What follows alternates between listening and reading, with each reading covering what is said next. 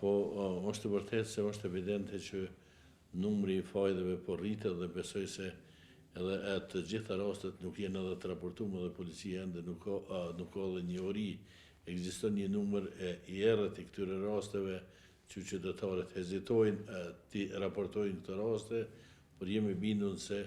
numër të fajdeve ka edhe më tepër. Një pjesë e madhe e njerëzve kanë hyrë në obligime të shumta dhe normalisht që nuk kanë mundësi ata që të marrin kredina në banka të tjera dhe kanë humbur besimin edhe te mishtë edhe te shokët tjerë dhe mënyra më e lehtë për me marrë pare është me shku te fajdexhit me kontaktu ata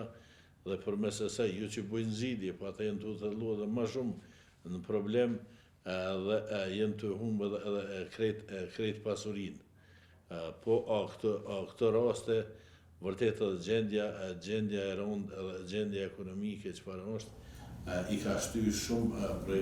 atyre personave që të bojnë zgjidhje, kanë filluar biznese që s'kan as njohuri as përgatitje për me zhvillu një biznes të atill dhe normalisht të llohen në obligime dhe zgjidhja më e lehtë është me trokit në derën e fajdexhive. Parat mas lehtë që merren janë te fajdexhit sepse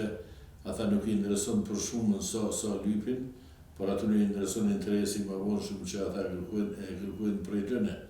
Dhe aty nuk ka procedurat janë më të lehta për me marrë, vetëm duhet më paraqit me trokit në derën e tyre dhe me marrë parat.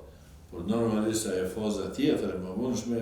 për ata është shumë e vështirë sepse ata bëjnë presione të lloj-llojshme atyre personave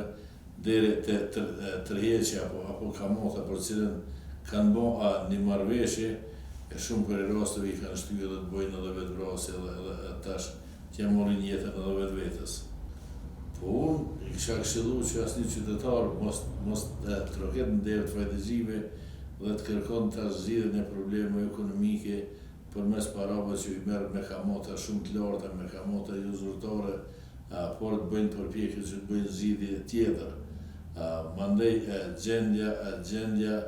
e vështirë I ka detyruar ata persona që të bëjnë zgjidhje të tilla,